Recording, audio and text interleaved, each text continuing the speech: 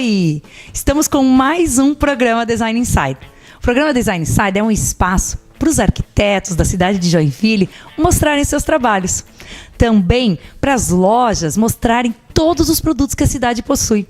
A cidade de Joinville é uma cidade que cresce muito rápido e muitas vezes as pessoas que vêm de fora acabam não sabendo onde encontrar os produtos. Então, a gente está fazendo esse programa especial só sobre arquitetura, design e paisagismo, especialmente para os profissionais terem um espaço para mostrar os seus trabalhos. Então, você que é profissional, aproveite esse espaço e apresente conosco. A gente está super aberto para todo mundo que quiser apresentar.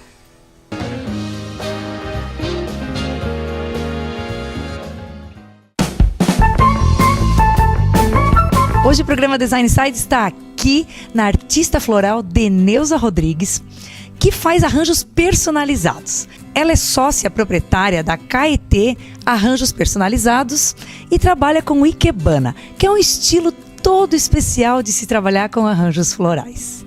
Oi, Deneuza, tudo bom? Tudo bem. E aí, Deneuza, como é que funciona a Ikebana? O que ela tem de diferente? Bom, Ikebana é uma filosofia de vida, né? A pessoa que pratica e estuda Ikebana, ela é igual a pessoa que faz yoga, faz meditação, né? Ela constrói, realiza um arranjo todos os dias, ou um a cada 2 dias, mas é uma filosofia de vida.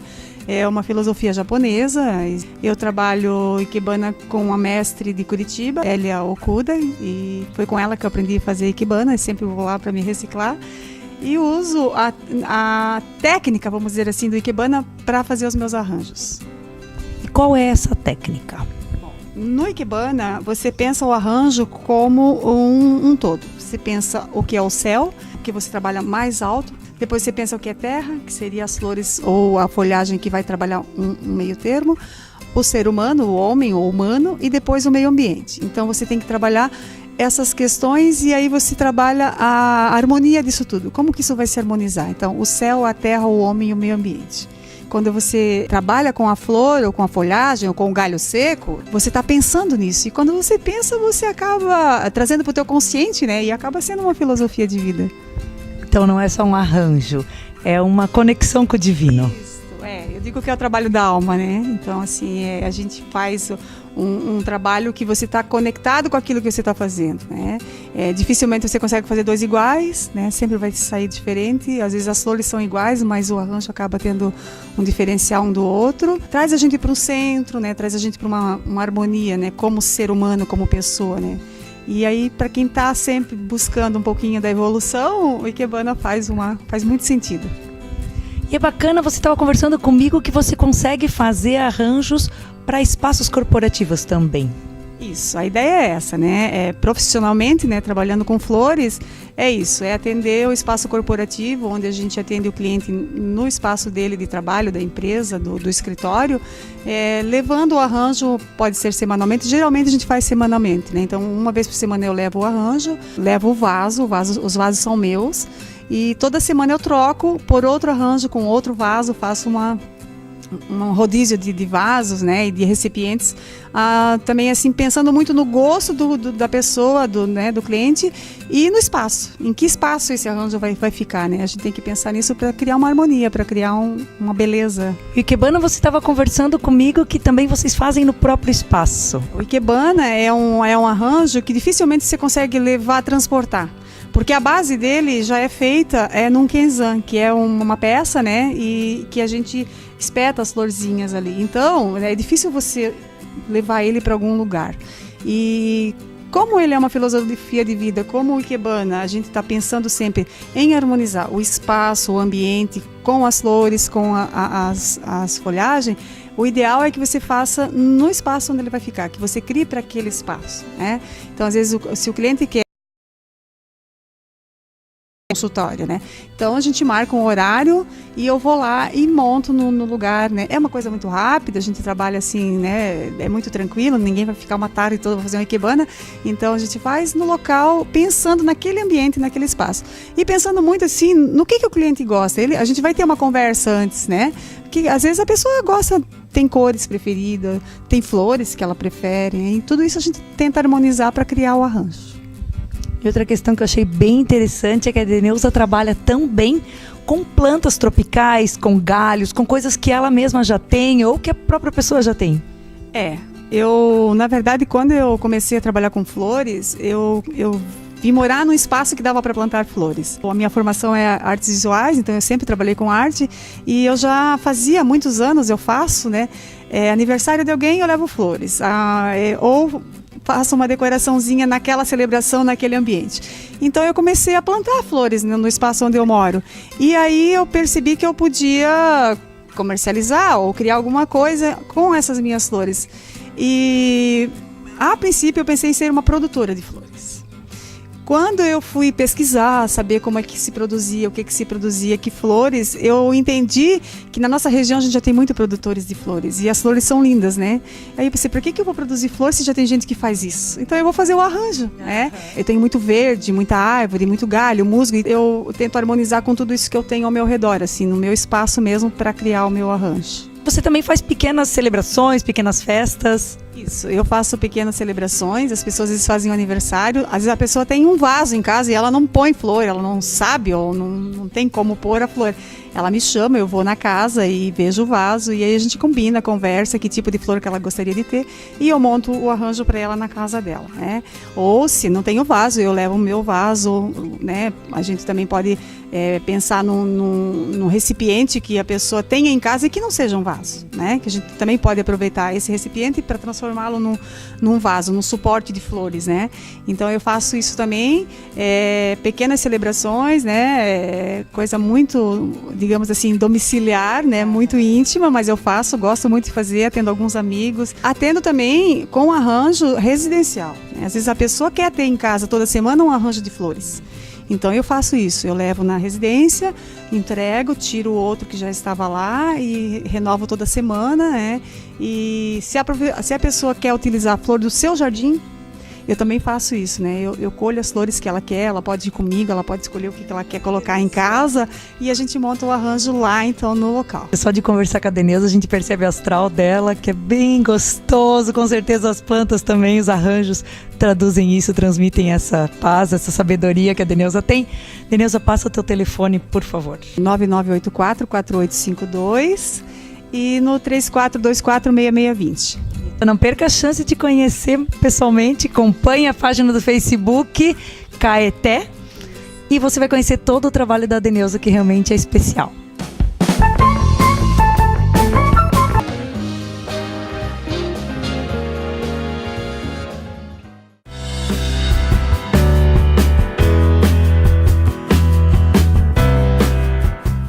Hoje o programa Design Inside está aqui nesse espaço especial, que é o Vila Nutri. É um espaço de alimentação com o conceito de slow food, de você comer bem, num lugar tranquilo, de uma forma bem saudável. Quem desenvolveu esse espaço foram as profissionais do Essência Arquitetura e Interiores, a designer Isabela Besbate e a arquiteta Débora Cochella. Débora, qual foi o pedido do cliente quando vocês começaram a desenvolver esse espaço? Bem, inicialmente ele já tinha um outro espaço. Eles estavam numa sala comercial de mais ou menos uns 15 metros quadrados. E a intenção foi vir para esse espaço, para essa casa. Então nós tivemos que fazer toda a adaptação de mobiliário e conceituação do negócio, né?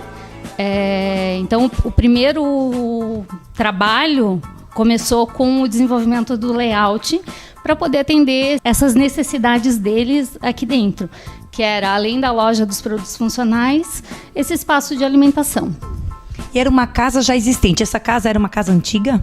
Era uma casa bem antiga. A gente fez algumas intervenções, tiveram coisas que a gente queria manter, mas não foi possível. Tinha taco, que era a intenção do cliente, mas na hora da reforma tiveram que ser tiradas. Tinha um forro de madeira, mas que também já estava bem comprometido. Então a gente teve que fazer algumas intervenções para melhorar o espaço e fazer com que ele ficasse funcional e habitável.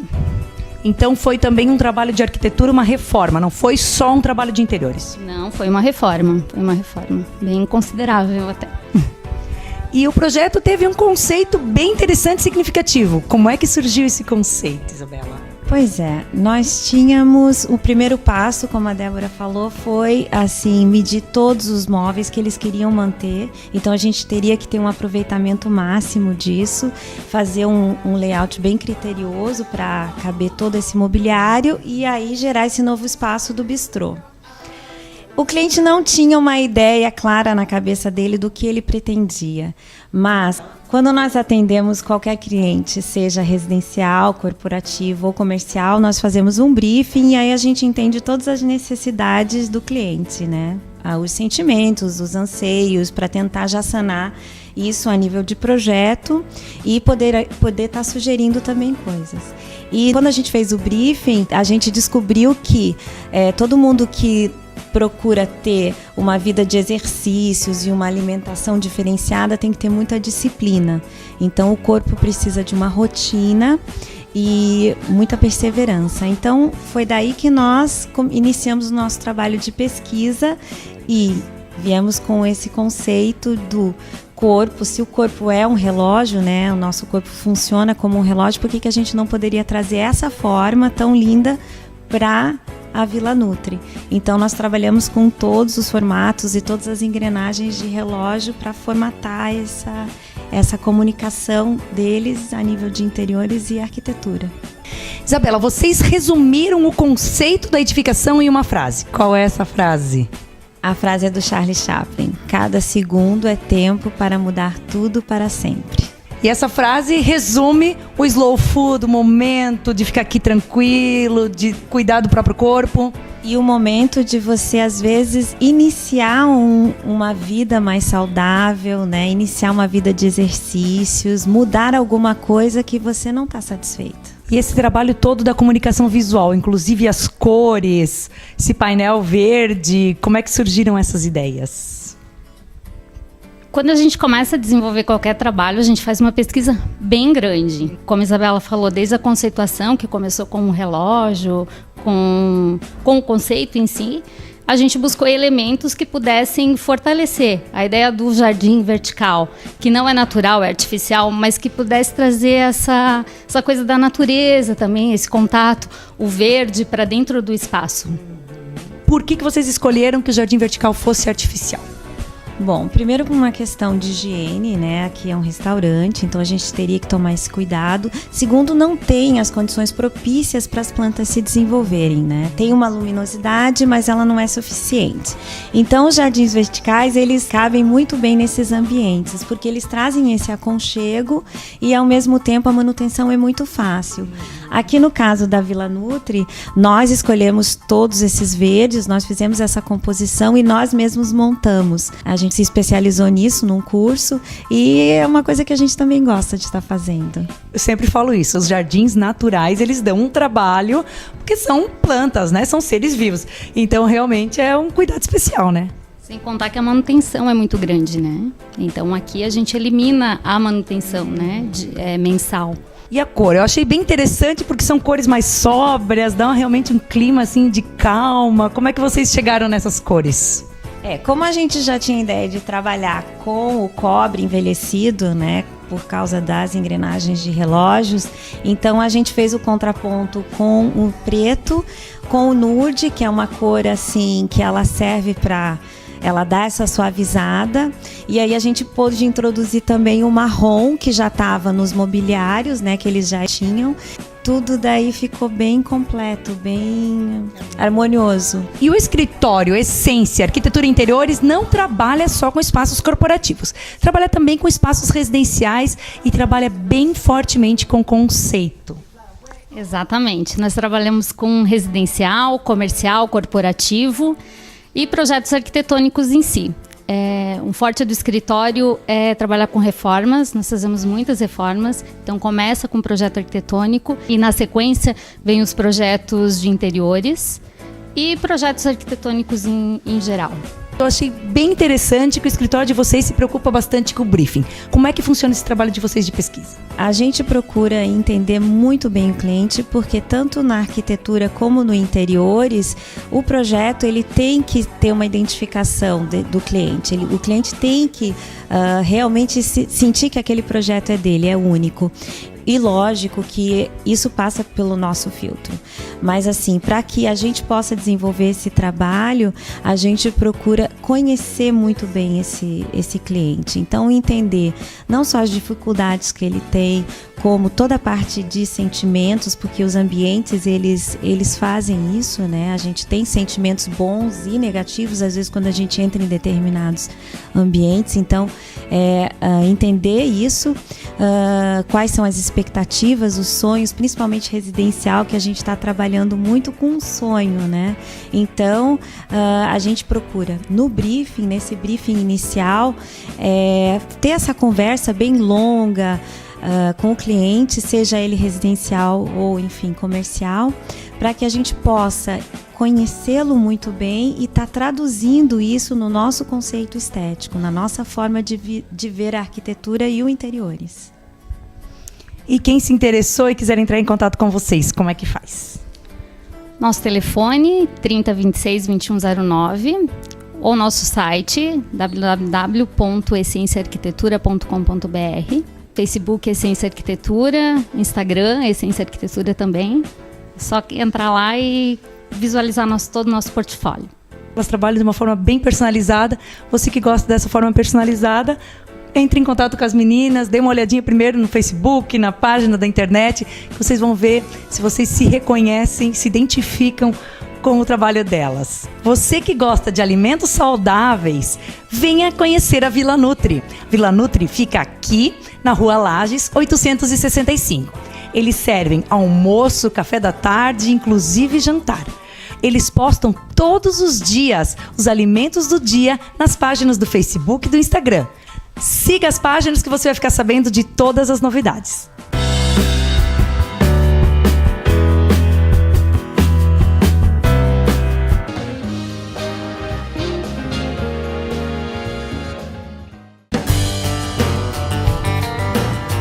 Criatividade, algo fundamental nos dias de hoje, principalmente nesse tempo de crise. Criatividade é objeto de estudo do professor Luiz Vidal Gomes, que é PhD pela Universidade de Londres e professor adjunto da Universidade Estadual do Rio de Janeiro, na Escola Superior de Desenho Industrial. Boa tarde, professor. Muito obrigada. O professor está aqui em Joinville de passagem e o programa Design Inside não poderia deixar de entrevistá-lo. Professor, eu sei que o teu objeto de estudo principal é a criatividade. Eu gostaria de saber a sua opinião. A criatividade é algo que se ensina ou que pode ser aprendida ou é algo inerente que nasce junto com o ser humano? Beleza. Bom, essa pergunta, no final das contas, ela começa pela palavra opinião. O que eu tento fazer com criatividade é não opinar muito sobre ela, mas ter algo a dizer sobre ela para os estudantes. É por isso que eu digo que ela é capaz de ser ensinada para os estudantes. Que, como eu tinha lhe dito anteriormente, a criatividade é algo que está sempre numa posição disposta a atuar em qualquer cidadão. Na realidade, ela está ali disposta a ser comandada, de fato, para a realização de algo. Pode ser algo muito trivial no seu dia a dia, pode ser algo um pouco mais complexo e pode ser algo que pode gerar um recurso econômico muito grande para uma dada região. Por isso, eu acredito que criatividade todas as pessoas têm nesse aspecto latente. Ela precisa de espaço nas escolas e em casa para ser desenvolvida ao máximo e chegando ao que nós chamamos de criatividade orientada projetualmente, que são aqueles momentos em que você projeta visando de fato transformar a sua cultura. Interessante. Você tinha comentado que aqui no Brasil, principalmente, muitas vezes se trabalha com a criatividade como algo até anárquico. Em algumas situações, o criativo geralmente é uma pessoa que não se adapta muito à sociedade comum, que tem às vezes alguma dificuldade de trabalhar de uma forma direcionada. Como é que pode se trabalhar isso nas escolas para que essa criatividade seja direcionada para o que realmente a empresa ou a situação necessite? É relativamente simples. Pedir para que os estudantes comecem a estudar criatividade, porque essa noção de associar a criatividade a uma certa liberdade ou uma certa digamos, rebeldia, é algo que no final das contas faz parte mesmo, mas de um momento da sua vida, em que você de fato torna-se um rebelde por natureza de situações que até você não sabe direito como lidar com elas. Então, nas escolas, o que eu recomendo aos meus estudantes, e isso é transformador, é que eles procurem nas bibliotecas os livros já editados em língua portuguesa, que tratam de psicologia da criatividade e que tratam desse tema, e eles lerem lentamente como se fosse uma Bíblia, não como se fosse um romance, mas como se fosse uma Bíblia, abrindo eventualmente numa página, noutra, procurando se identificar em que características do sujeito criativo ele de fato se insere e assim por diante. Porque não há como você transformar um ser humano na base do açoite ou na base da ameaça ou dizendo que ele deve ser criativo. Isso tem que fazer parte do que, no final das contas, a gente diferenciona em termos de motivações. As motivações, elas são frutos ou de necessidades, de paixões e particularmente de um desejo de transformar. Se você não tiver esses três juntos, em níveis diferentes, essa sua motivação, ela passa a ser o que simplesmente você tinha, o que Maquiavel chamava apenas de fortuna, que é o que acontece no seu dia a dia e você pouco intervém. Porque falta de fato isso que a gente chama de virtu, que é essa capacidade de transformação e de chegar a uma liderança transformadora. Então, se nós observarmos, uma das críticas que eu faço muito a toda essa noção de criatividade e de inovação, principalmente no Brasil, é porque a inovação não tem sido levada às escolas básicas. Então, você não pode chegar na fase adulta e dizer que agora é inovador. Inovação, ela vem desde a experimentação doméstica, a experimentação escolar e passa pelo segundo grau até chegar na universidade e você tentando ser confiante nas suas ações. E sem essa premissa, estou sendo criativo. Isso aqui é um mal. Na realidade, você está sendo um ser humano que transforma uma situação em desajuste numa situação mais ajustada, mas nunca correta. Sempre em evolução, sempre melhor. E você considera que realmente o brasileiro é um povo mais criativo do que o povo ao redor do mundo? Olha, eu tenho um amigo alemão que eu pergunto para ele por que os alemães são tão disciplinados. Eles dizem, e ele me responde o seguinte, ele diz: Luiz, olha, nós somos disciplinados porque na falta de motivação entra a disciplina. Nós brasileiros aparentemente não temos a criatividade orientada. Nossa criatividade é carnavalesca, digamos. E olha que por trás de um bloco de carnaval tem muito pensamento sério, planejado de criatividade. Mas aquele sujeito que, de certo modo, faz uma fantasia inovadora e etc. no carnaval, aquilo é que fica a imagem do nosso povo, porque nós não associamos a criatividade a algo tecnologicamente em desenvolvimento. E sempre por quê? Porque como nós somos um criativo passivo, porque esperamos que essa tecnologia, os telefones inteligentes cheguem de fora, os computadores de colo cheguem de fora, e isso eu não preciso me preocupar em termos de criatividade, mas a minha fantasia de carnaval não gera dinheiro. O que vai gerar dinheiro são os celulares andando por aí, os computadores de colo, são as novas tecnologias, as novas câmeras de filmar, e etc, e etc, etc. Então você acredita que a criatividade do brasileiro deveria ser mais canalizada, de uma forma mais orientada para a inovação? No final das contas, você anualmente coloca uma massa genial numa situação de trabalho que não requer dessa pessoa um comportamento diferenciado. Então, isso economicamente é um prejuízo. Eu, por acaso, tenho alguns amigos que são cientistas políticos ou economistas, mas eu não vejo eles falando sobre isso, sobre esse desperdício econômico, esse tipo de valor na economia, que é esse potencial que é descartado, e nós vivemos aparentemente tranquilo com o fato de uma geração inteira passar à margem, como se fosse um mero cidadão sem nenhuma contribuição à sua sociedade, né? Então eu acho que isso é um problema. Então, Design Education é sempre educação criativa e projetual, os dois juntos, e tem que ser ensinado desde a escolinha até a fase adulta.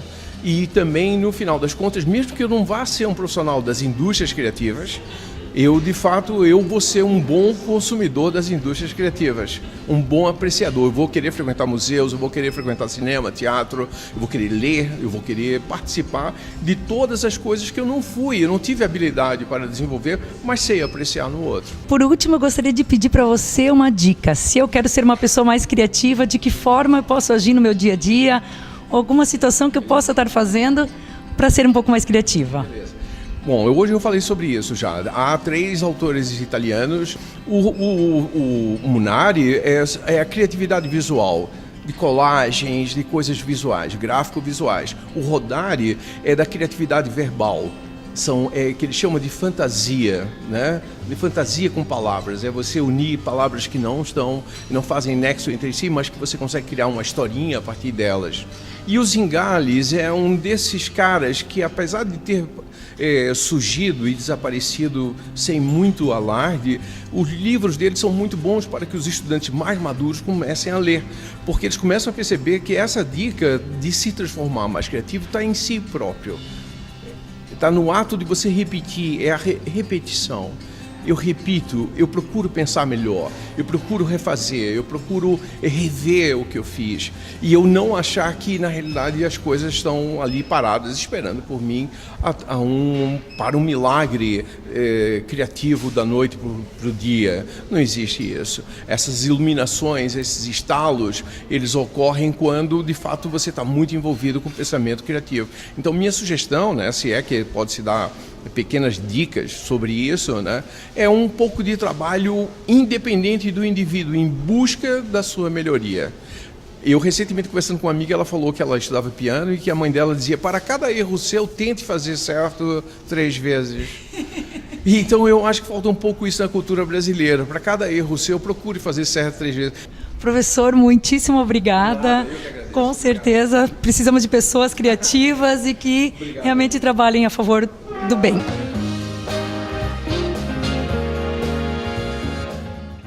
Espero que vocês tenham curtido o programa Design Inside de hoje. Fora a TV, nós estamos também presentes no YouTube. É só você assinar Canal Joinville das Flores e você receberá todas as notificações dos novos programas. Assim você não perde nenhuma novidade.